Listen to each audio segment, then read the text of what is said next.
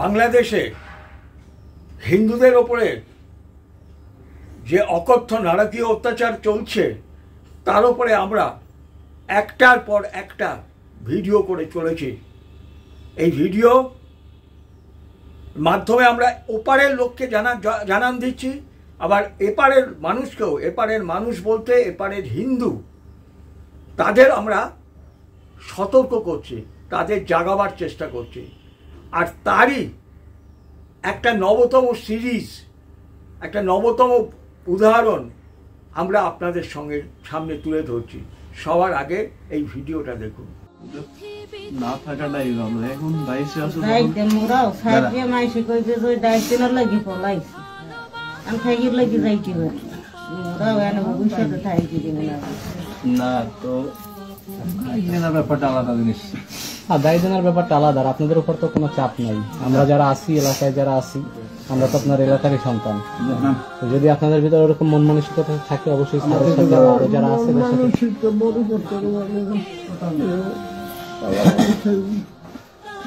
কোনো সমস্যা নাই। আপনি স্যারের সাথে আপনাদের থেকে জোর করতে চান, যদি মনের দিক থেকে আপনাদের ইসলাম ভালো লাগে, তাহলে আপনারা ইসলামের দিকে যদি আসতে চান, তাহলে আপনাদের দেনার ব্যাপারটা সেটা আমরা দেখবো। আপনারা কত টাকার দেনা আছেন? যত টাকা। আচ্ছা, সেটা আপনি এক সময় আলাদা ভাবে আব্দুল মালিক স্যার সাথে আবার অনেকে বলতে পারে টাকার প্রলোভন দেখাইয়া এরকম না হয়।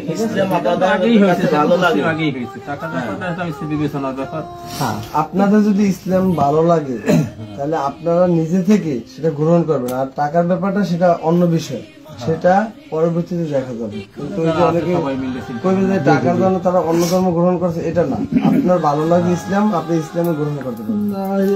অন্য এই টাকার অ্যামাউন্ট করে যদি আমি ইসলাম ধর্ম গ্রহণ করি তাহলে ইসলাম ধর্ম অপমান করে টাকা বিক্রি হয়েছে।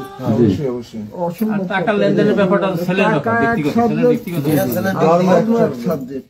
কথা ঠিক আছে। হে কি কারো দে বেলে কেন সরিয়ে যাইতে মুগা লাই না দেবে না, ওই তো দেবে না, না দিতে পারবো সেটার চিন্তা ভাবনা আছে।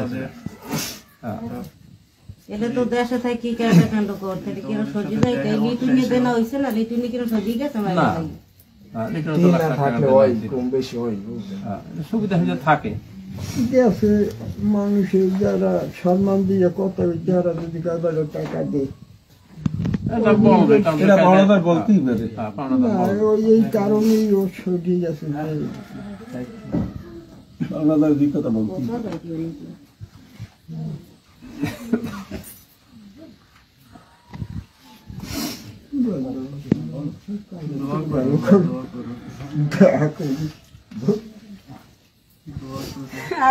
তোর মোরা কেদাই ঢের বড় তো এটা দিকে দেবো তোর খরচ হয়ে যাবে না, তোর পাওনা তুই সবসময় পাবি। আমরা মাঝে মাঝে আসবো, ও আসবে, আমরাও আসবো। তোর পাওনা সবসময় পাবি, তোর পাওনা কেউ নেবে না। আর ওই আপনার ছেলে মুসলমান হয়েছে, এই ব্যাপারে যদি আপনার ধর্মীয় কেউ কিছু আপনাকে বলে কোথাও কোনো সময়, আমাদের সাথে শেয়ার করে বলবেন যে আমার আপনি বাজারে গিয়ে আব্দুল মালিক স্যার আছে, আলামিন ম্যানেজার আছে, এদের সাথে আলাপ করবেন। যদি এই বিষয়ে কেউ কোনো চাপ দেয়, আপনাদের ধর্মীয় একটা ব্যাপার স্যাপার আছে, হ্যাঁ, যদি ওরকম কেউ আমি বলবো না, যদি কেউ এরকম কিছু বলে তখন আমাদের সাথে শেয়ার এর ভিতরে একটা ওই চক্র পাতাই। এই দেখলেন আপনারা, এই ছেলেটির নাম ছিল গৌতম দত্ত, এখন ধর্মান্তরিত হয়ে, ইসলামে ধর্মান্তরিত হয়ে নূর মোহাম্মদ হলো। কারণটা কি? তাদের একটা ভালো রকম টাকা দেনা হয়ে গেছে এবং আর্থিকভাবে অত্যন্ত জর্জরিত, হয়তো ঠিক মতো খাওয়া দাওয়া জুটছে না। আর ঠিক সেই সময় তাদেরকে প্রলোভন দেওয়া হলো যে ধর্মান্তরিত হও, এই টাকাটা আমরা মিটিয়ে দেবো। তাই ছেলেটি প্রলোভিত হলো, কারণ হিন্দুর পরিবারে যেহেতু ধর্ম সম্বন্ধে তাদেরকে সচেতন করা হয় না ছোটোবেলা থেকে, কাজে ছেলেটা ধর্মান্তরিত হলো। বাবা মা কিন্তু ধর্মান্তরিত হলো না, বা এখনো পর্যন্ত হয়নি। তাদেরও টাকার প্রলোভন দেখানো হচ্ছিল, কিন্তু তারা হয়নি। এখন এই যে বাংলাদেশে এই যে মানে জন্মের থেকে বা পূর্ব পাকিস্তান হওয়ার পর থেকে এই যে হিন্দুদের ওপরে লাগাতার অত্যাচার, তার কারণ একটা কারণ হচ্ছে যে হিন্দুদের আর্থিকভাবে দুর্বল করে দাও। মানুষের মূল শক্তি কিন্তু অর্থনৈতিক, এই আর্থিকভাবে দুর্বল করে দাও, এদের দোকানপাট লুট করো, এদের দোকান ভেঙে দাও, এদের জমি জমা কেড়ে নাও, এদের জমিতে চাষ বন্ধ করে দাও, তখন কি হবে? তারা আর্থিকভাবে দুর্বল হবে এবং সেই দুর্বলতার সুযোগ নিয়ে যেগুলো ভদ্রভাবে হয়, অন্যভাবে যেগুলো হয় সেগুলো তো আলাদা কথা, ভদ্রভাবে যেগুলো হয় সেই তাদেরকে টাকা পয়সার অফার করো। আচ্ছা বলুন তো, বাংলাদেশকে আমরা বলি কাংলাদেশ, বাংলাদেশ কিন্তু আসলে কাংলাদেশ নয়, বাংলাদেশ কাংলাদেশ সেজে থাকে। আমাদের কাছ থেকে আমাদের দুর্বলতার সুযোগ নিয়ে, আমাদের যেহেতু মন নরম, তাই ভারতকে নিজেদের দরিদ্র দেশ দেখিয়ে ভারতের কাছ থেকে বহু টাকা তারা টুপি পরিয়ে নিয়ে নেয় এবং আমরাও দরিদ্র নারায়ণের সেবা করবার উৎসাহ নিয়ে আমাদের সরকার বা আমরা যে আমরা তাদেরকে সাহায্য করি। বাংলাদেশ কেন, যে কোনো মুসলমান কান্ট্রিতে এই জিহাদের নামে লক্ষ লক্ষ কোটি টাকা আসে, লক্ষ লক্ষ কোটি টাকা আসে। জানবেন, একটা ভিখারিও জিহাদের জন্য তার খাওয়ার পরে দরকার হলে 1 টাকা দান করে। এটা হচ্ছে নির্মম বাস্তব সত্য। সেই জন্য যারা জেহাদি, যার সে বিভিন্ন রকম জেহাদ, হাজারো রকমের এখন জেহাদ তৈরি হয়েছে, তরবারির জেহাদ শুধু নয়, এই যারা জেহাদি তাদের কাছে কিন্তু লক্ষ লক্ষ কোটি টাকা তাদের কাছে রয়েছে এবং তারা সেই টাকা তারা আল্লাহর নামে ব্যয় করে, তারা ধর্মান্তরিত করার কাজে ব্যয় করে। তারা হিন্দুকে এই উপমহাদেশে ধর্মান্তরিত করে এই দেশটাকে তাদের দেশ করার জন্য এক যুদ্ধে নেমেছে। তাই বাংলাদেশে এই যে এখন যে হিন্দুদের ওপরে চূড়ান্ত অত্যাচার চলছে, এই একটাই কারণ যে হিন্দুদেরকে দুর্বল করে তাদেরকে ধর্মান্তরিত করো। আর মেয়েদের ব্যাপারটা আলাদা, মেয়েরা তো গণিমতের মাল, তাদের লুট করে নিয়ে গিয়ে নিকা করো, নিকা করে করলে তারা এমনি কনভার্ট হয়ে যাবে। এই কারণেই আমরা বারবার বলছি, বাংলাদেশের হিন্দুকে যদি বাঁচাতে হয় তাহলে বাংলাদেশে হিন্দুর জন্য আলাদা হোমল্যান্ড দরকার। এই হোমল্যান্ড ছাড়া হাসিনা আসলো না, খালেদা আসলো না, হেফাজত এলো না, ওই এখনকার ওই জেহাদিটা থাকলো, তাতে কিচ্ছু যায় আসবে না। এই ওটা যেরকম আমেরিকান ডিপ স্টেট বলি, সেটা একটা আলাদা সরকার, এই বাংলাদেশেরও কিন্তু ডিপ স্টেট হচ্ছে এই জেহাদি পোষিত যে সংগঠনগুলো, এরা আর্থিকভাবে চূড়ান্তভাবে বলিয়ান এবং অন্য সবভাবে তারা সংগঠিত। কাজেই বাংলাদেশের হিন্দুকে যদি বাঁচাতে হয় তাহলে আলাদা হোমল্যান্ডের দরকার, এবং এই হোমল্যান্ড যদি না হয়, জেনে রাখবেন ওই বাংলাদেশ পুরোটাই একটা ইসলামিক রিপাবলিক অফ বাংলাদেশ হবে, যার আক্রমণ এই পশ্চিমবঙ্গের বুকে এখনও চলছে এবং সেটা একটা চরম আকার নেবে। কেন না, আমাদের এই জিহাদি চাটা রাজনৈতিক দলগুলো, সিপিএম বলুন, কংগ্রেস বলুন, তৃণমূল কংগ্রেস বলুন, আরও যে দলগুলো আছে, এই যে জিহাদি চাটা দলগুলো, এরা কিন্তু তাদের ভোটের লোভে তারা কিন্তু এই জিহাদিদের দিনের পর দিন নির্মমভাবে সমর্থন করে যাবে। এই হৃদয় বিদারক ঘটনায় সঙ্গে পাশাপাশি আপনারা কিন্তু আরেকটা দেখলেন যে তার বাবা মা কিন্তু ধর্মান্তরিত হলো না। তারা বলল, না না, টাকার লোভে আমরা ধর্মান্তরিত হব না, যদি ধর্মান্তরিত হয় এমনি হব।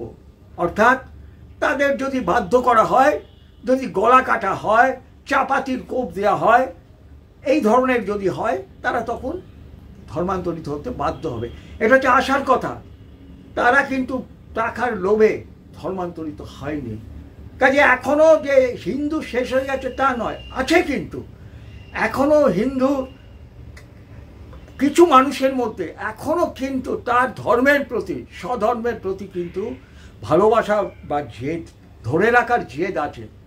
আর এর পাশাপাশি আমাদের এই পশ্চিমবঙ্গের বাঁকুড়ায় দেখুন, এটা আমি বাংলাদেশের কথা বললাম, আর এর পাশাপাশি আমাদের এই পশ্চিমবঙ্গের বাঁকুড়ায় আপনারা কিছুদিন আগে দেখেছিলাম এবং সেই নিয়ে আমরা ভিডিও করেছিলাম, এরকম একটি পরিবার এরকমই অভাবের তাড়নায় পড়েছিল এবং তাদের পুরো পরিবারটা মুসলমান হলো। আর সেই বাড়ির যিনি গৃহিণী, তার হাতে তখনও শাঁখা সিঁদুর, কপালে তার সিঁদুরের দাগ।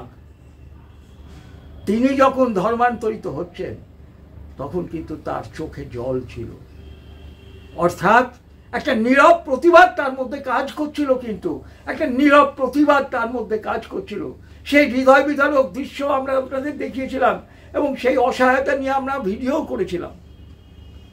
একদিকে মুসলমান সমাজ, বাংলাদেশের আমরা বলছি কাঙাল রাষ্ট্র, পাকিস্তানকে বলছি কাঙাল রাষ্ট্র, রোজ আমরা বলছি 100 টাকা আটার দাম, 500 টাকা অমুকের দাম, 400 টাকা ওর দাম, কিন্তু তা সত্ত্বেও জিহাদ করার জন্য সেখানে কিন্তু টাকা পয়সার কোনো অভাব নেই, কারণ ওটা হচ্ছে সরকার আর এইটা হচ্ছে তাদের ডিপ স্টেট, আমেরিকার মতো, দুটো সম্পূর্ণ আলাদা সরকার। এই সরকারের হাতে হাজার হাজার লক্ষ লক্ষ কোটি টাকা। তার কারণ আমি বলেছি যে একটা ভিখারিও 1 টাকা হলেও সে জাকাত করে জিহাদের জন্য। তাই বলছি, ও হিন্দু, তাহলে আমরা কি করব? আমরা কি করব বলুন তো? আমি মাঝে মাঝে না পাজলড হয়ে যাই যে আমাদের চোখের সামনে এই দেশটা আস্তে আস্তে ইসলাম হয়ে যাবে। এই দেশটা ইংরেজদের হাত থেকে স্বাধীনতা পাওয়ার জন্য যত মানুষ ফাঁসির দড়িতে গেছে তার মধ্যে একজন বাদে সবাই কিন্তু হিন্দু। সাভারকার নির্মম অত্যাচারের সম্মুখীন হয়েছিল ওই আন্দামানের সেলুলার জেলে। সুভাষ বোস অন্তর্ধান হয়ে গেছে, তার আর কোনো খোঁজ পাওয়া যায়নি। মাস্টারদা সুদর্শনের হাতের প্রত্যেকটা নখ তুলে নেওয়া হয়েছিল। এই আমরাই তো এই যে ইংরেজের হাত থেকে স্বাধীনতা পাওয়ার জন্য আমরাই তো জীবন বলিদান করেছিলাম। তাহলে একই স্বাধীনতা আমরা পেলাম এই নেহেরু আর গান্ধীর চক্রান্তে, একই স্বাধীনতা আমরা পেলাম। আর আমরা হিন্দুরা আমরা যখন বলছি আমরা জাতীয়তাবাদী সরকার আমার দেশের, তো এই জাতীয়তাবাদী সরকার, এই জাতীয়তাবাদ অর্থাৎ হিন্দুত্বই জাতীয়তাবাদ, হিন্দুত্বই ভারতীয়ত্ব, হিন্দুই ভারতের সনাতনী, হিন্দুই ভারতের যে ঐতিহ্য তাকে ধরে রাখার ভ্যানগার্ড মানে অগ্রবাহিনী। একে আমরা কি করে রক্ষা করব? আমি মাঝে মাঝে মানে কি বলবো আপনাদের, আমি মাঝে মাঝে যেটা ইংরেজিতে বলে পাজলড হয়ে যাওয়া, বিভ্রান্ত হয়ে যাই। তাহলে কি হবে? এই যে সংগঠিত যে জিহাদি শক্তি, যারা লক্ষ লক্ষ কোটি টাকা নিয়ে, যাদের একমাত্র কাজ হচ্ছে ইসলামে পরিণত করা, তাদের বিরুদ্ধে আমরা কিভাবে লড়াই করব? আচ্ছা বলুন তো বন্ধু, আমরা কিভাবে লড়াই করব? আমি আপনাদের কাছ থেকে আমি জানতে চাইছি, আপনারাই বলুন কিভাবে আমরা এদের হাত থেকে বাঁচবো, কিভাবে আমরা এদের হাত থেকে বাঁচবো।